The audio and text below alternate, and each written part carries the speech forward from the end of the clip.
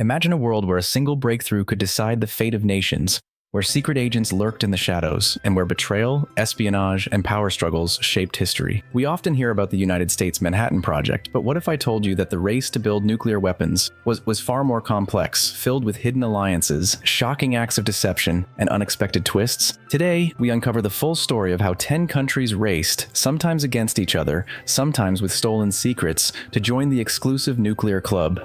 It all started in 1938. Deep within a German laboratory, scientists made a discovery that would change the course of history: nuclear fission, the ability to split an atom and unleash an explosion more powerful than anything humanity had ever seen. The world was on the brink of war, and this discovery would soon set off an arms race unlike any before. In 1939, none other than Albert Einstein and physicist Leo Szilard sent a letter to the United States, warning that Nazi Germany might be developing a nuclear weapon. The message was clear: whoever mastered this technology first would have ultimate power. The US, the UK, and Canada joined forces in what would become the Manhattan Project, a secret operation that consumed nearly 1% of the entire US GDP. By July 1945, while world leaders met in Potsdam to decide Germany's fate, US President Truman received a secret message. The Trinity test had been a success. The bomb worked. A month later, the US dropped nuclear bombs on Hiroshima and Nagasaki, ending World War II and shocking the world. But this was only the beginning. Even before the war ended, Soviet leader Joseph Stalin had his own ambitions. While shaking hands with American allies, he was already running a covert nuclear program. He knew he was behind, but he had an advantage: spies. Soviet agents had infiltrated the Manhattan Project, smuggling out critical information. But could he trust what he had stolen? Determined to verify their intelligence, Soviet scientists worked tirelessly, aided by captured German researchers. By 1949, much earlier than the US expected, the Soviets detonated their first nuclear bomb. The arms race had officially begun. You might think the United States would have supported its closest ally, the United Kingdom, in developing its own nuclear weapons. After all, British scientists had contributed significantly to the Manhattan Project.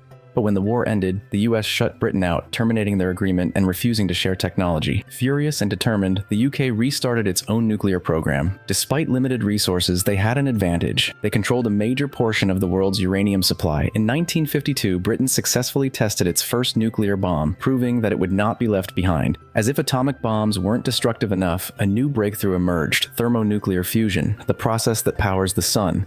The US was first to develop the hydrogen bomb in 1952.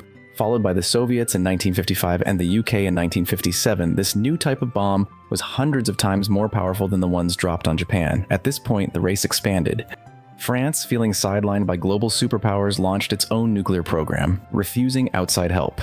By 1960, France detonated its first bomb in the Sahara Desert. China, too, determined to assert itself as a global power, successfully tested its first atomic bomb in 1964 and a hydrogen bomb just 32 months later, a record-breaking pace. There was one country that never officially admitted to having nuclear weapons, yet the world strongly suspected it: Israel. Working closely with France, Israel built a secret nuclear facility in the Negev desert. In the 1960s, US President John F. Kennedy pushed for inspections, but Israel repeatedly dodged scrutiny. The truth came out in 1986 when an Israeli technician, Mordecai Vanunu, leaked secret documents and photos to the British press. He was swiftly kidnapped by Mossad agents in Italy and sentenced to 18 years in prison for treason. Despite never openly confirming its nuclear arsenal, Israel remains one of the world's most secretive nuclear powers. In South Asia, tensions between India and Pakistan fueled another nuclear race. After a 1962 war with China, India pursued nuclear weapons as a deterrent. By 1974, they tested their first device under the codename Sailing Buddha. Pakistan, feeling threatened, vowed to develop its own bomb. In the 1970s, Pakistani scientist Abdul Qadir Khan stole nuclear secrets from a Dutch facility and brought them home. With additional help from China, Pakistan detonated its first bomb in 1998, just weeks after India tested multiple warheads. The world now had two nuclear-armed rivals locked in an uneasy standoff. One of the most surprising nuclear stories comes from South Africa. Unlike other nations, South Africa developed nuclear weapons, but then became the first country to voluntarily dismantle them. During the 1970s and 80s, under an apartheid government, South Africa built 6 nuclear bombs, allegedly with help from Israel. But as the Cold War ended and apartheid collapsed, South Africa made an unprecedented decision. It destroyed its nuclear arsenal, proving that disarmament was possible. The last country to join the nuclear club was North Korea. Isolated and under constant threat from South Korea and the US, North Korea pursued nuclear weapons to ensure the survival of its regime.